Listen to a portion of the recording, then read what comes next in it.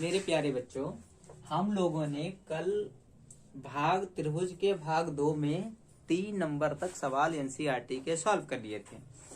आज हम लोग चौथा प्रश्न देखेंगे। आइए चौथे प्रश्न में देखिए क्या कह रहा है। चौथे प्रश्न में कह रहा है यल और यम दो समांतर रेखाएं हैं जिन्हें समांतर रेखाओं P और Q का एक अन्य युग्म का मतलब जोड़ा जो है उनको प्रतिच्छेदित करता है। कह रहा है चित्र में देखिए, तो चित्र में देख रहे हैं। कह रहा है दर्शाइए कि जो त्रिभुज बन रहा है, त्रिभुज ABC जो है वो सर्वांगसम है त्रिभुज CDE के। तो देखिए इन दो त्रिभुजों को सर्वांगसम कह रहा है, तो ये प्रतिच्छेदी रेखाएं हैं।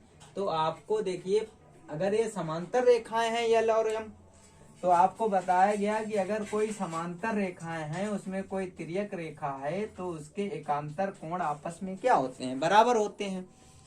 तो इस हिसाब से इन दोनों त्रिभुजों को हम हल करेंगे तो इन्हीं त्रिभुजों को लेंगे, त्रिभुज ABC तथा त्रिभुज CDA में, त्रिभुज ABC तथा त्रिभुज CDA में।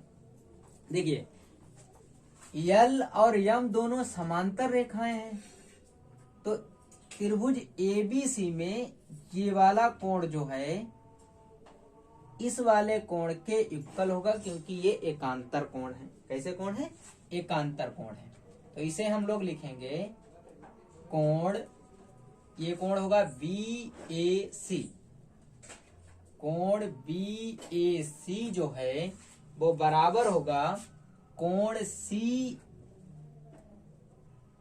BAC जो कोण है वो बराबर होना चाहिए ACD के। किस कोण के बराबर होगा? ACD के। या ऐसे भी लिख सकते हैं DCA के, ऐसे सही रहेगा, DAC के। कैसे कोण है ये कहलाएंगे आपके एकांतर कोण। दो समांतर रेखाओं के इनको हम एकांतर कोण कहते हैं। अब देखिए दूसरा क्या है, जो इसी त्रिभुज में AC भुजा जो है, ABC त्रिभुज की भी AC भुजा है और DAC त्रिभुज की भी, CDA त्रिभुज की भी AC भुजा है, तो ये कॉमन भुजा कहलाएगी। AC = AC ये कहलाएगी आपकी उभयनिष्ठ भुजा। मतलब दोनों त्रिभुजों में ये भुजा है, इसलिए इसे हम उभयनिष्ठ कहेंगे। ये कॉमन भुजा कही जाएगी। कौन सी भुजा कही जाएगी? ये कॉमन भुजा कही जाएगी। अच्छा अब देखिए अगर ये एकांतर अंतःकोण है तो ये भी क्या होंगे? एकांतर अंतःकोण, क्योंकि समांतर भुजाओं के हैं, तो ये वाला कोण इस वाले कोण के बराबर होगा। तो देखिए हम लोग क्या कहेंगे, इसे हम लोग कहेंगे DAC। कौन सा कोण? अगर इस वाले त्रिभुज की बात करेंगे तो इस वाले त्रिभुज में इस कोण का नाम होगा BCA। ABC में BCA जो कोण है वो DCA में जो कोण है DAC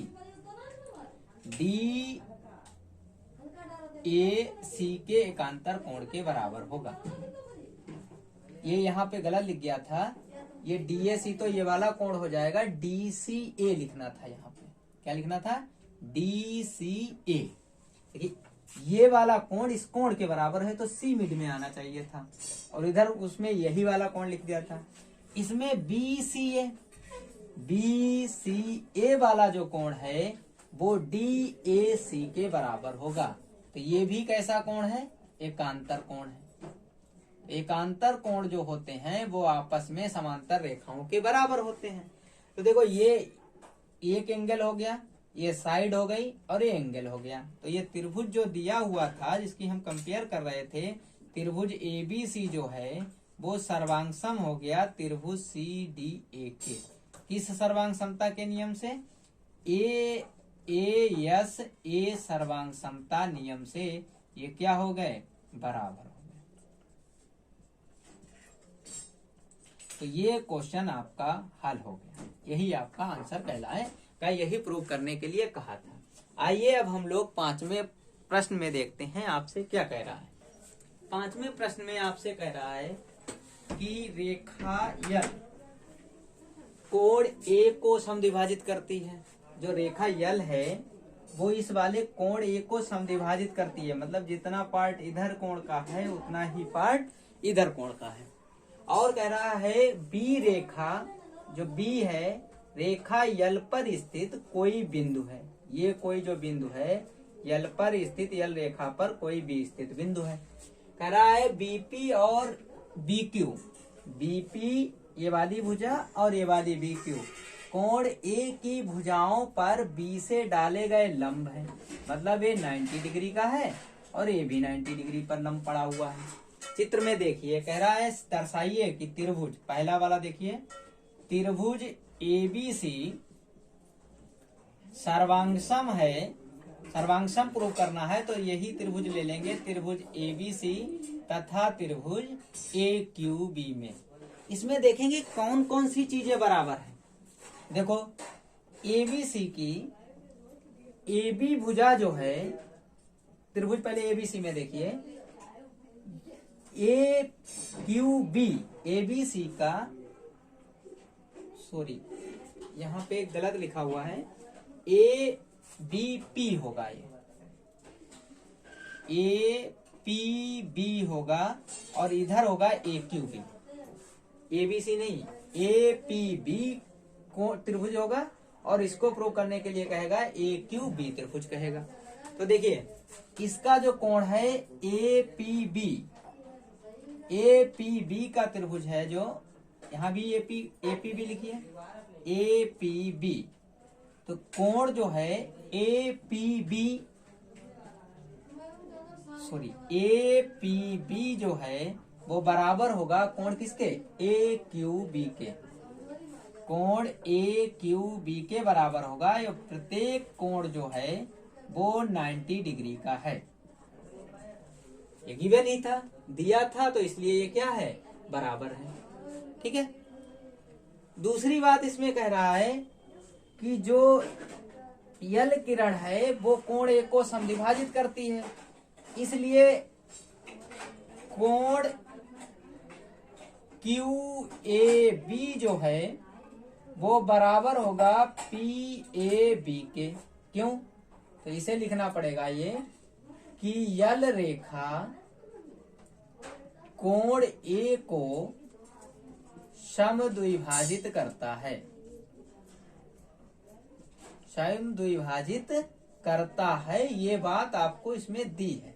देखो कह रहा है यल जो है वो कोण एक, यल रेखा कोण ए को समद्विभाजित करती है, तो समद्विभाजित करती है तो आधा कोण ऊपर आधा कोण नीचे हो गया। इन दोनों त्रिभुजों में AB रेखा इसमें भी है और AB रेखा नीचे वाले में भी है, तो ये तीनों में है, ये भी AB है और ये भी AB है। तो ये क्या कहेगी, ये उभयनिष्ठ भुजा कहेगी। कौन सी भुजा कहेगी, ये उभयनिष्ठ भुजा कहलाएगी। त्रिभुज हमारा सर्वांगसम हो गया, यही प्रूव करना था। त्रिभुज APB जो है वो सर्वांगसम हो गया त्रिभुज AQB के। कोई पूछेगा किस नियम से, तो इसमें दो कोण बराबर है, दो कोण के बीच वाली भुजा नहीं बराबर है, कोई तीसरी अन्य भुजा बराबर है। वैसे कोण A और A अगर AP AQ के बराबर होती तो आपका नियम लगता ASA वाला, लेकिन इसमें ये कोण अलग अलग बराबर है और भुजा तीसरी अलग से बराबर है, तो इसमें AAS सर्वांग समता नियम से ये बराबर है।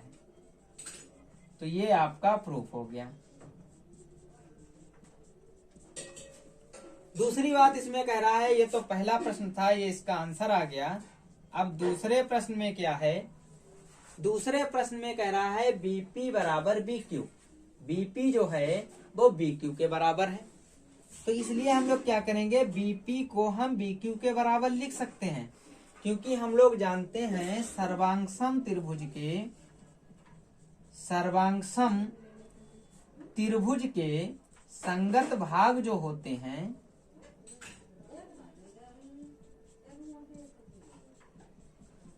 बराबर होते हैं। सर्वांगसम त्रिभुज के संगत भाग बराबर होते हैं। तो जो सर्वांगसम त्रिभुज हैं APB, AQB, ये आपस में क्या होते हैं? बराबर होते हैं। तो कहने का मतलब ये बराबर हो गया। तो जो कह रहा है कि BP बराबर BQ है, हाँ बिल्कुल है, क्योंकि ये त्रिभुज आपस में अगर सर्वांगसम है तो इसकी जो भुजा BP है वो BQ के बराबर होगी, क्योंकि इसके संगत भुजा है। अगर संगत भुजा है तो हम कह सकते हैं कि बिंदु B कोण जो है वो भुजाओं से समदूरस्थ, Q बिंदु से जो भुजाएं हैं AQ और AP से समदूरस्थ स्थित है। ये भी आपका इसी में प्रूव हो जाएगा। जब ये बराबर हैं तो बराबर हैं, इसका मतलब समान दूरी पर स्थित है। इस तरीके से हम लोगों ने 5वें सवाल को भी 7.1 एक्सरसाइज के कंप्लीट कर लिया है।